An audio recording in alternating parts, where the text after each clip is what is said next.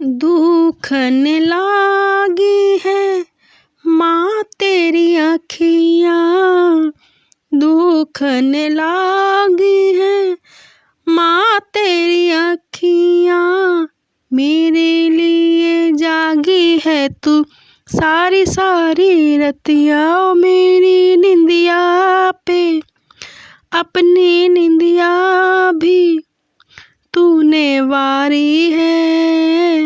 ओ माँ, ओ माँ, ओ माँ,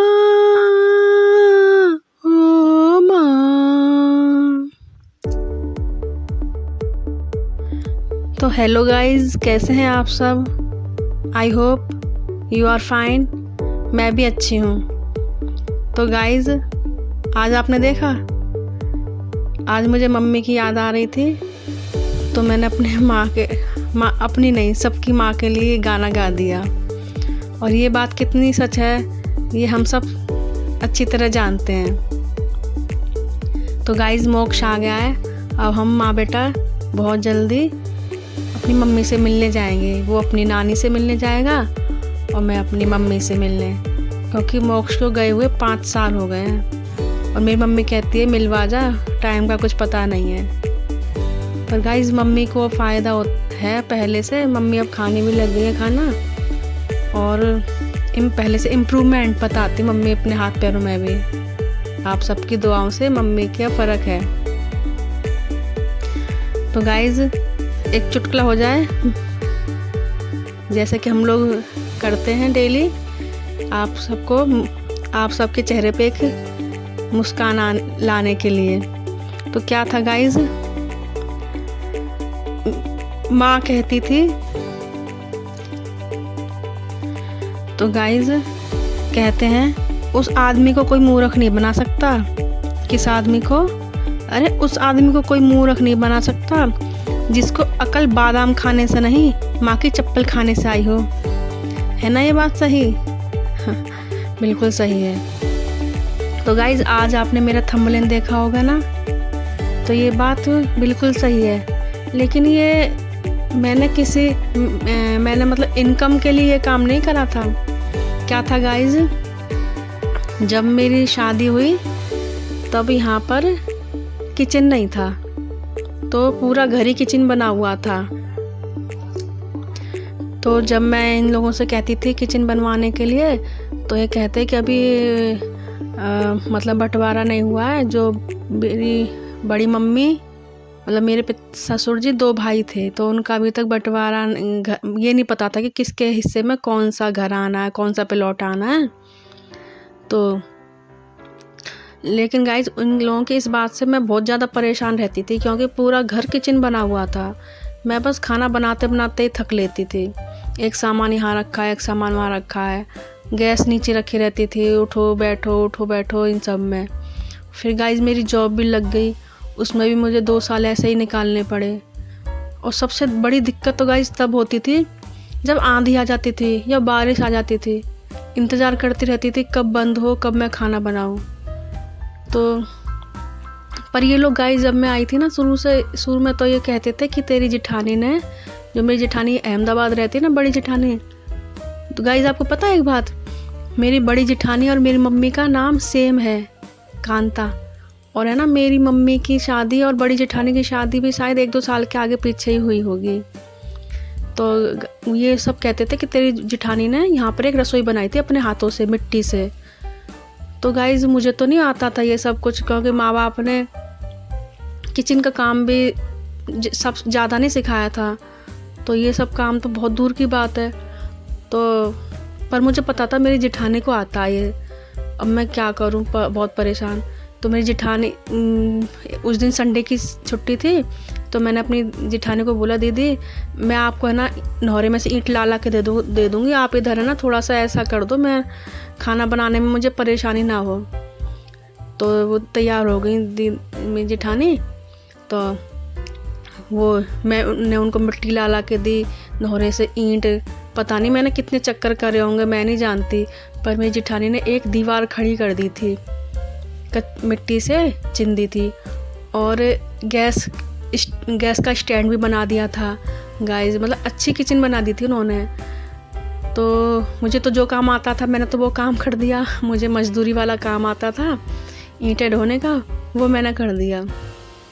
फिर आप लोग कहोगे मेरे हस्बैंड कहाँ थे, तो गाइस मुझे नहीं, उस समय मुझे कुछ दिखाई नहीं दे रहा था कि मेरे हस्बैंड कहाँ है, मेरी सासू माँ कहाँ है। बस मुझे ये नज़र आ रहा था मैं परेशान रहती हूँ बिना किचन के, और स्कूल भी जाना पड़ता था और काम भी सारा इस तरह का है कि रसोई के काम में थक जाओ, फिर स्कूल में इस तरह बहुत ज़्यादा परेशान हो रही थी। तो मेरी जेठानी ने मेरे लिए एक वो किचन तैयार कर दी।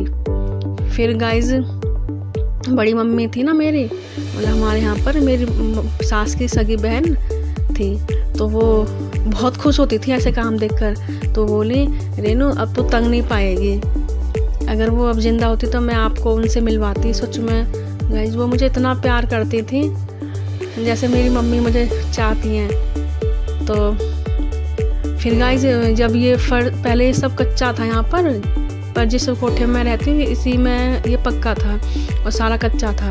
तो गाइस जब उन्होंने फर्श करवाया मेरे हस्बैंड ने, तो वो रसोई तोड़ दी, उन्होंने दीवार हटा दी। बोले अब है ना नोहरे में बनाएंगे। मैंने कहा जब आप नोहरे में बनाओ तो बना लेना, फ़िलहाल मेरे दीवार खड़ी कर दो, मेरे कितनी दिक्कत होती मुझे। नहीं मान रहे थे तो गाइस मैं तो रोने लगी। मैंने कहा नहीं मैं कुछ नहीं कहती, बस तुम लोग दीवार खड़ी कर दो, मैं तुमसे कुछ नहीं मांगती। और फिर उन लोगों ने दीवार खड़ी करी, उसमें ये पत्थर लगाए और शुक्र है गाइस मैंने करवा लिया। और नोहरे में इन लोगों ने अभी तक नहीं बनाया, अभी तक इनका बांटा हिस्सा नहीं हुआ है कि किसके हिस्से में क्या चीज़ आएगी क्या नहीं आएगी। ऐसा भी होता है देखा। तो ससुराल में आकर सब कुछ करना पड़ता है। जो लड़की अपने पीहर में जब साफ़ सफाई होती थी दीपावली की, तो मेरी बहन और मेरी मम्मी करते थे। नीचे सफाई होती थी तो मैं ऊपर चली जाती थी, छत पर कमरे में ऊपर होती थी तो मैं नीचे आ जाती थी। मतलब इतनी इस गंदगी से इतनी घिन सी आती थी, पर ये नहीं पता था कि ससुराल में सब कुछ करना पड़ेगा। तो ऐसा भी होता है गाइस, देखा मजबूरी क्या क्या नहीं करवा देती इंसान से। पर बड़े बूढ़े वाली बात है कि खुद के मरे बिना स्वर्ग नहीं मिलता, तो वही वाली बात हो गई। अब मैं ना इस किचन से बहुत खुश हूँ। मेरे लिए तो ये मार्बल से भी बढ़कर किचन है, क्योंकि मैं तंग नहीं पाती, ना ठंड में तंग पाती, ना गर्मियों में, ना बरसात में। ये देखा ये जो ऊपर लग रहा है ना, ये जो थैली रखी हुई है मेरी जिठानी लगा कर गई थी यहाँ पर, ये इसको तब से मैंने हटवाया ही नहीं है इसको। मैं जब तुम लोग अपना महल बनाओ तो बनाते रहना, फिलहाल मेरे लिए तो यही महल है। तो गाइज तो मेरी तो जेठानी मेरी माँ की तरह ही है, जो मेरे बारे में इतना सोचती है। तो एक और है ना, माँ के ऊपर हो जाए लाइन, मेरी गलतियों को माफ़ कर देती है, बहुत गुस्से में होती है तो भी प्यार देती है, होठों पे उसके हमेशा दुआ रहती है, ऐसी सिर्फ और सिर्फ माँ होती है। सही कह रही हूँ ना गाइज? तो ऐसे ऐसे काम भी करने पड़ जाते हैं, क्या करें, समय जो करवा दे वही ठीक है। और ठंड तो बहुत हो रही गाइज। आज मोक्ष आ गया, अब है ना मोक्ष कह रहा है पहले नानी क्या मिला के लाओ मुझे, बाद में दिलेर के जाना। इसको क्रेज़ नहीं है क्योंकि जाता रहता अपने पापा के साथ वहाँ पर दिलेर के यहाँ। मैं तो कभी नहीं गई ना, तो मुझे क्रेज़ हो रहा है। मैं पहले वहाँ चले मोक्ष खरक चले दिलेर से मिलने। बोला नानी के कब लेके चलोगी? नानी के चलो पहले। तो गाइज़ मैं पहले अलीगढ़ जाऊँगी, मोक्ष को लेके 1-2 दिन में चले जाएंगे। ये ट्यूशन वाले जो बच्चे आ रहे हैं ना, इनके एग्ज़ाम है 27-28 को ख़त्म हो जाएंगे।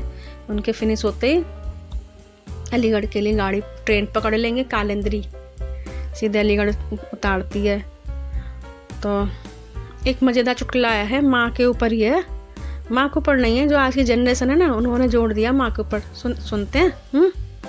बचपन में माँ कहती थी बेटा उल्टे हाथ से खाना नहीं खाना चाहिए, शैतान के पेट में जाता है। माँ की ये बात मुझे आज तक याद है।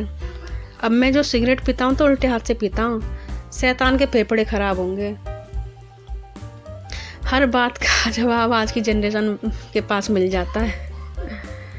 तो गाइज़ अगर आपको मेरी बातें अच्छी लगती है, मेरी वीडियो अच्छी लगती है, तो प्लीज़ लाइक करा करिए और कमेंट करा करिए। आपके कमेंट पढ़ कर मुझे बहुत अच्छा लगता है, इससे मुझे मोटिवेशन मिलता है आपसे आपके लिए और काम करने के लिए। तो गाइस और भी पर है ना, ये बात मुझे पता कैसे याद आई थी, रसोई वाली बात। मैं कल एक वीडियो देख रही थी यूट्यूब पर, मतलब अभी अभी फेमस हुई है। वो औरत अपने हाथों से किचन बना रही थी। तो मैंने फिर मन में सोचा हमारी जेठानी भी कर लेती है काम। तो गाइस अलीगढ़ में तो मेरी चाची थी ना, जो हमारे घर से दूसरी साइड में जो बना हुआ है, वो चाची ने दोबारा फोड़कर खुद से ही चिनाई कर दी सीमेंट से। खुद ही दोबारा सब कुछ है ना चेंज कर दिया। रूम, एक रूम के 2 रूम, एक किचन की 2 किचन, ऐसे ऐसे कारीगर वहाँ पर भी हैं। फिर मैं सोचती हूँ अगर ये लोग पढ़े लिखे होते तो आज को इंजीनियर होते, पर इनकी किस्मत में पढ़ाई लिखाई नहीं थी। मेरी जेठानी भी आज पढ़ी लिखी होती तो 1 नंबर की इंजीनियर बनी होती गाइस।